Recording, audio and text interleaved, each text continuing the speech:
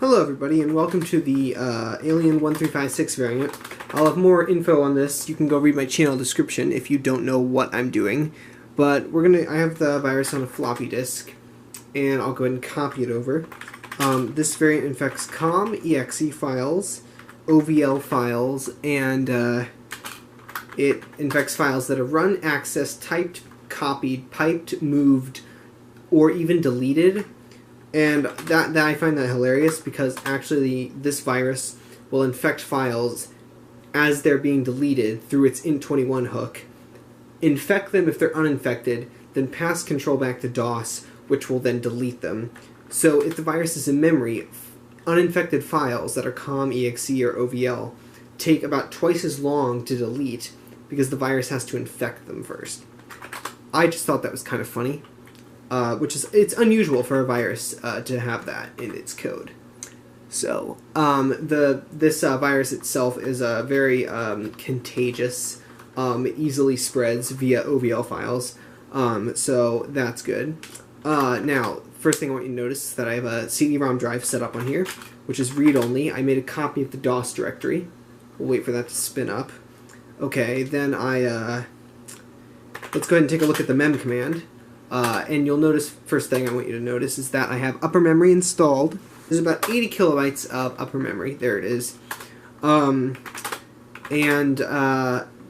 let's go ahead and run the virus. So this is the Alien.1356 virus. Or Alien 1, as I think I renamed it to, yeah. So we get the message, Virus Alien 1.0, and that's simply left there by another virus researcher. But now the virus is in memory. Now let's go ahead and take another look at our memory.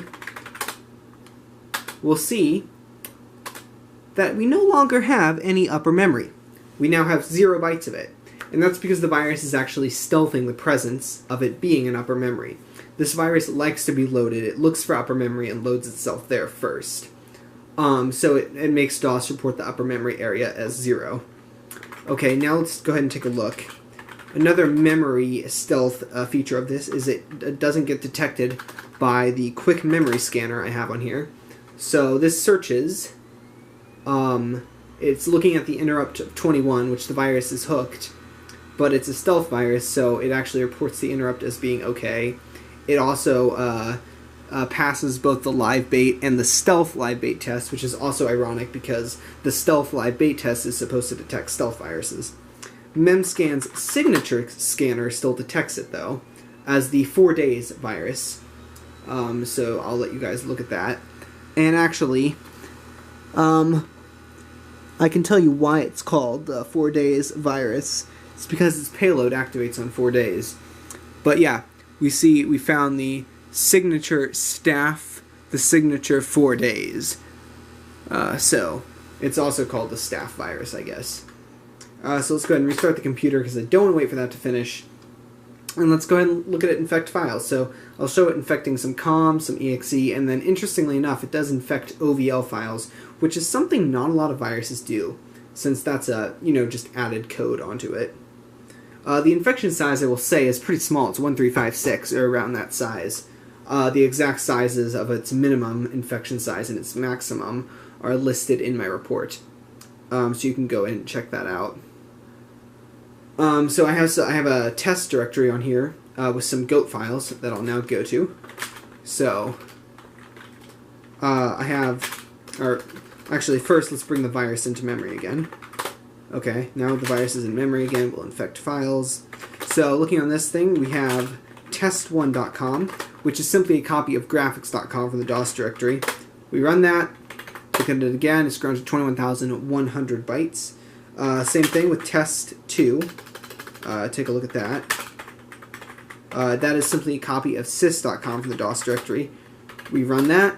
It's 10,796 bytes, which is good.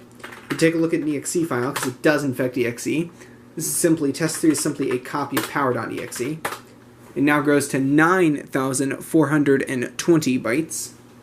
We look at a goat file I have. There we go. File size also increases. Now, one thing I want to say is that this virus doesn't infect files smaller than 1,030 bytes-ish. However, it corrupts files smaller than its infection size, which is 1356. So generally, it doesn't try to infect smaller files. I can show that in action by looking at goat.com here, 66 bytes. I wrote this small goat file. Look at it again, still 66 bytes because the virus avoids that.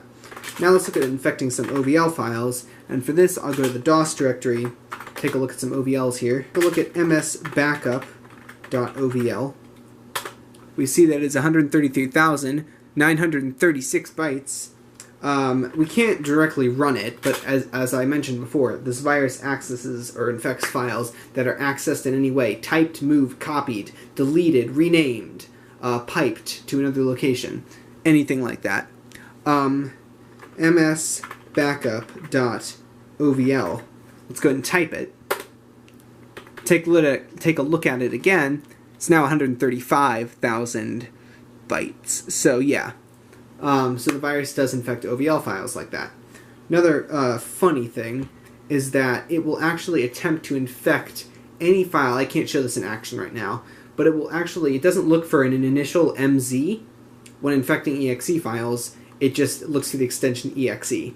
So actually it can infect an almost empty-ish, like if you made an exe file of about 2,000 bytes of just nothing, it would actually infect that. It wouldn't run correctly, but it doesn't actually look for initial MZ when infecting exe files. So now, let's go ahead and look at its memory. Some of its memory is visible. Go to the CD-ROM drive for this again, because I don't want to infect anything else. Let's go ahead and take a look at the debug command. Since I mentioned before that this likes higher memory, I'm going to go ahead and dump this segment. I believe it's loaded at 90C8 is what I've written here. So I'm going to keep dumping until I find where it is.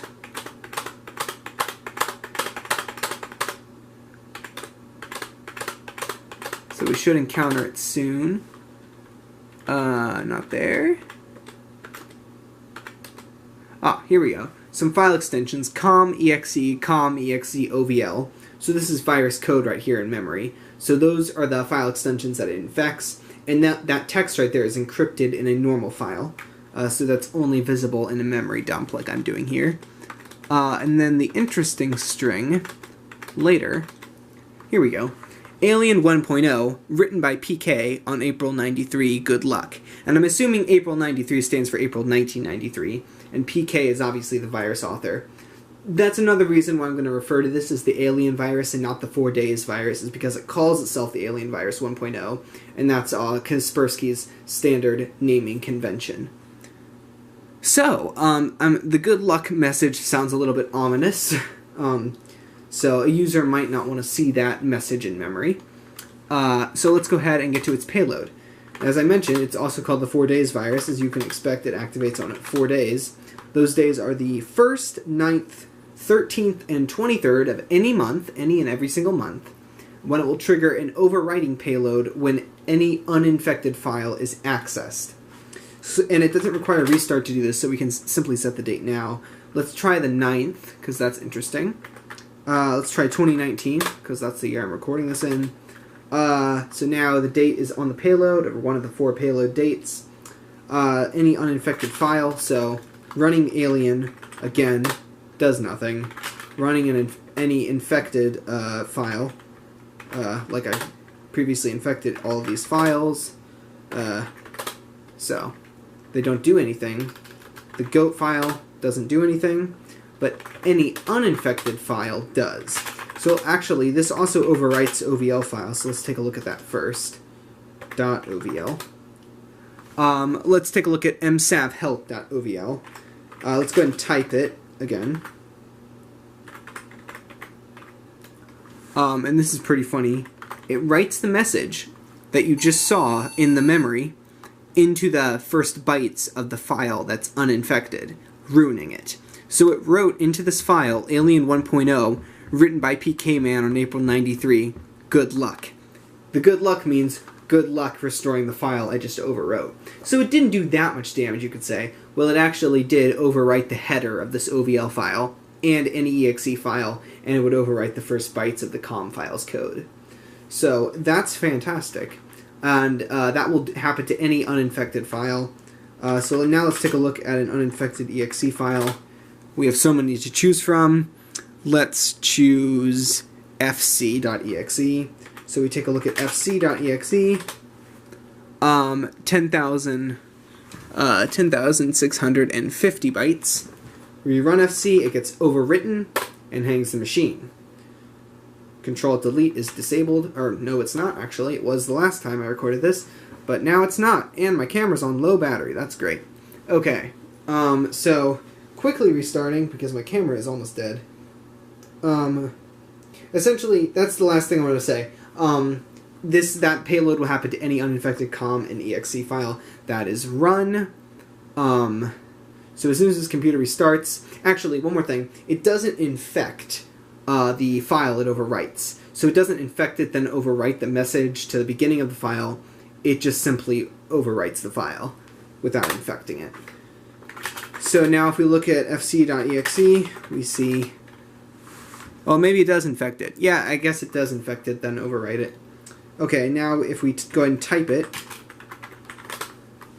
we see the text in the beginning again, and that overwrote the MZ, the exe header. It's totally gone, it's totally wiped, rendering this exe file useless. The same thing can be seen on COM files. I'll bring the virus into memory again. So, COM files, take a look at some of those. We see, let's take a look at tree.com.